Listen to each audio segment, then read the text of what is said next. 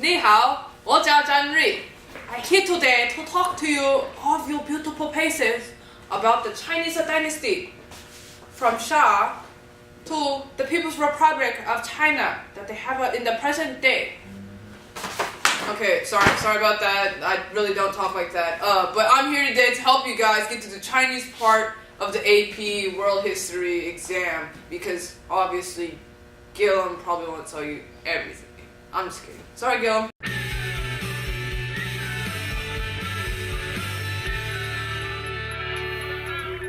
So I guess we're gonna start out with the Shah, but we can't really start out with the Shah because it's not a real dynasty. It was basically just dragons.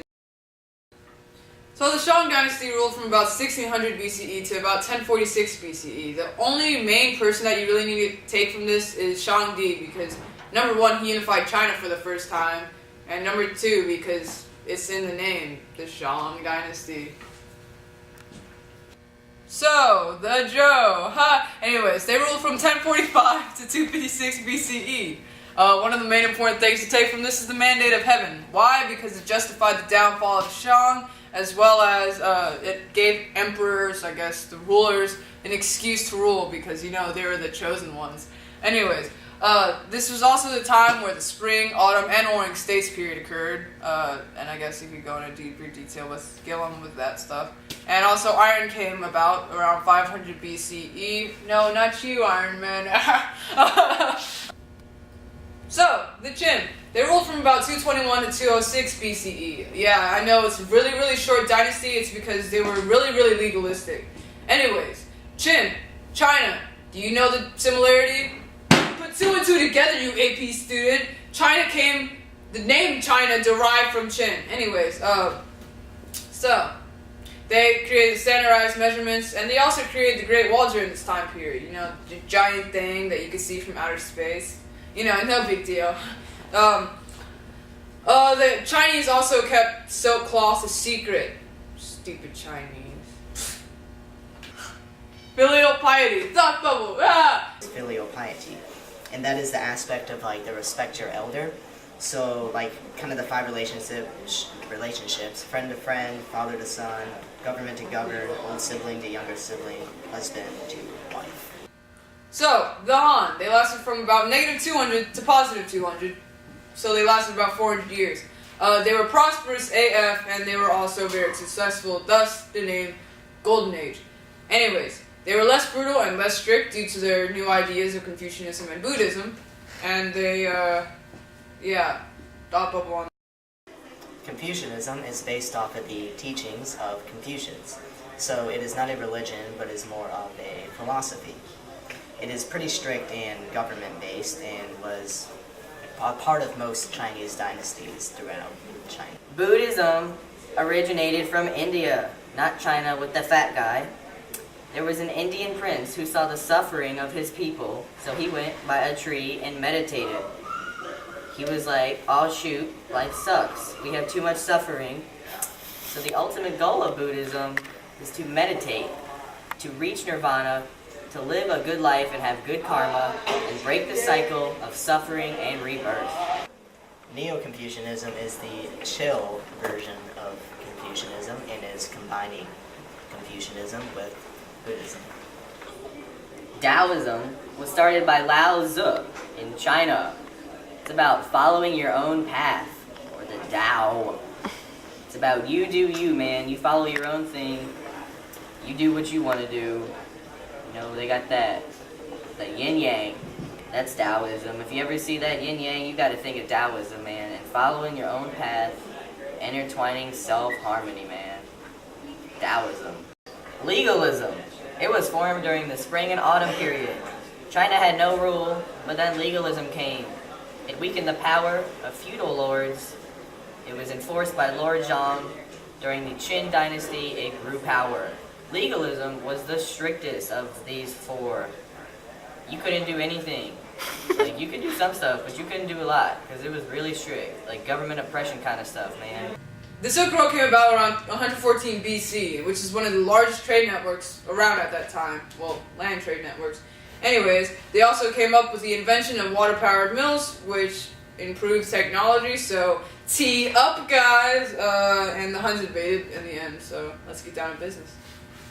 Sway. Anyways, the Sway. They lasted from about 581 CE to about 618. They moved the capital from Chang'an to Luoyang. And if you don't know how to spell those, they're right about here.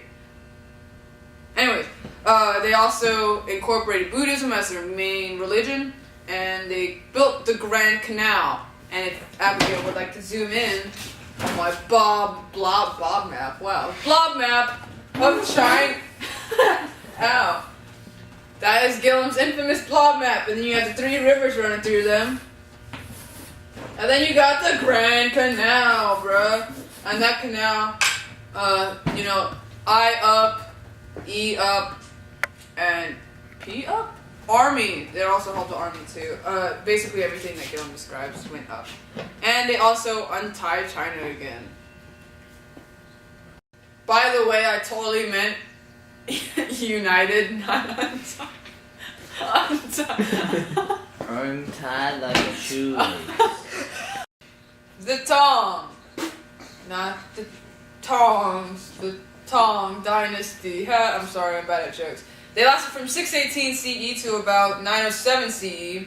They came up with the Chinese junk, and all you upcoming sophomores, don't take that the wrong way. Chinese junk is a ship. BTW. And also, they were Confucian AF. They got rid of monasteries, they were anti-Buddhist, and they completely shut down all Buddhist thoughts.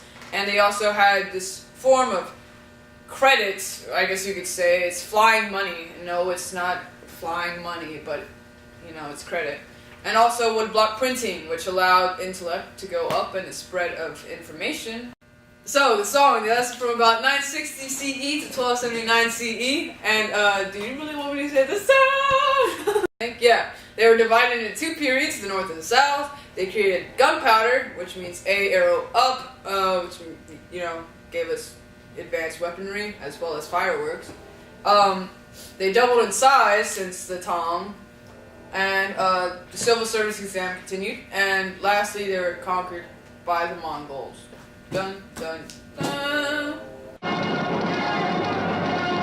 So, the Yuan, they ruled from 1279 to 1368, and they were ruled by the Mongols, the crazy people that rode on horses and shot bows and arrows and whatnot. They walled themselves in. They were ruled by the almighty Genghis Khan. Not you, Genghis Khan, you Pokemon. They also made trade a lot safer because, you know, who wants to mess with the Mongols? No one. They stopped foot binding, so good job, women, you know? Yay!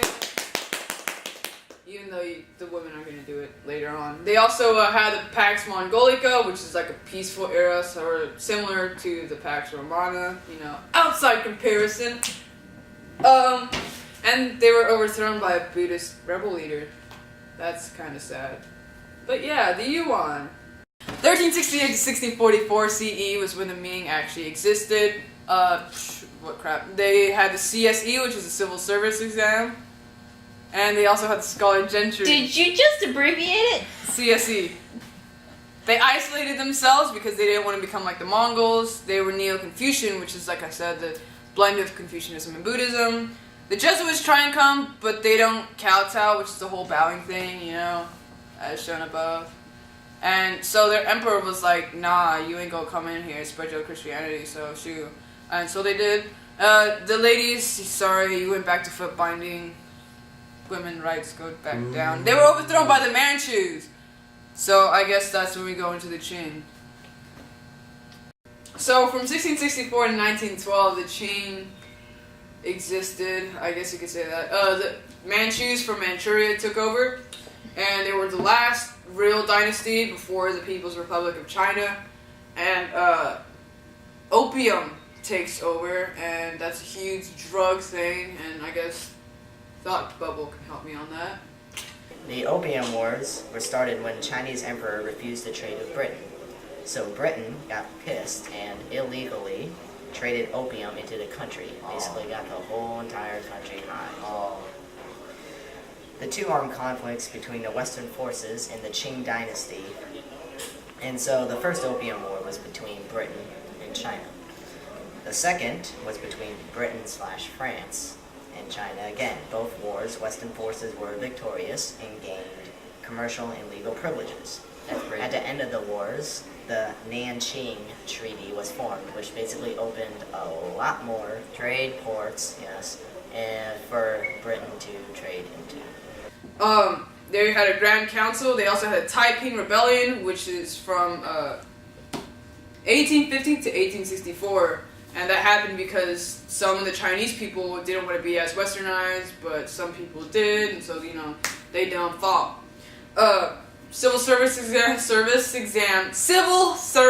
exam continued. The Canton and Macau ports were open, and the Treaty of Nanjing was the treaty between Britain and China because Britain done won the Opium Wars, and they also had a little conflict with Russia, where the Treaty of Nerchinsk was signed. Opium.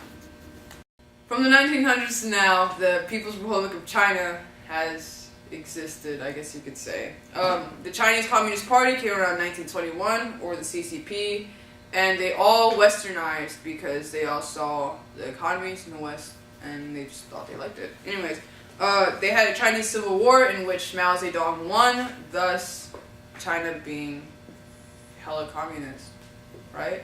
Awesome. So Mao Zedong also had this idea of the Great Leap Forward, which made China more industrialized and stuff. And they had a cultural revolution, and they also had collective farming, so there was no private ownership. It meant government owned the farms, and the people farmed for the gov. Anyway. After Mao dies, Deng Xiaoping, I'm sorry if I pronounce and cut his name up, but I heard he sucked, so it don't matter anyways, takes over around 1980, and he lets some people have private ownership, but I also hear he sucks, like I said before. And British gave back Hong Kong in 1997, so. China! Actually, the British gave back Hong Kong. I'm very sorry about that. I cannot speak today because I am tired. So, to all the sophomores that hate this class, you're going to continue hating it, but the AP test really is as hard as Gillum says it is, and you should totally study for it. Alright, this video is brought to you by the following! I'm SB, hello, Asian of the video. That's Adrian, he hates red velvet cake. Oh, I should probably put my feet down. Red velvet cake is a lie. This is Abigail, she done filmed this. That's Avery, he just laughed and made jokes the entire time. Need it. I don't need my pen. Cricket. Are you recording? You are. Oh, it looks like a 90s The booty rap game video. too strong. SD, you probably want the charger. K. Oh, Mom. Don't K me. My mom always K's me. Oh, just so they K'd me. Thanks, fam, for watching this video. 2 swag, A+. I'm Asian. Ow, I'm fucking hurt.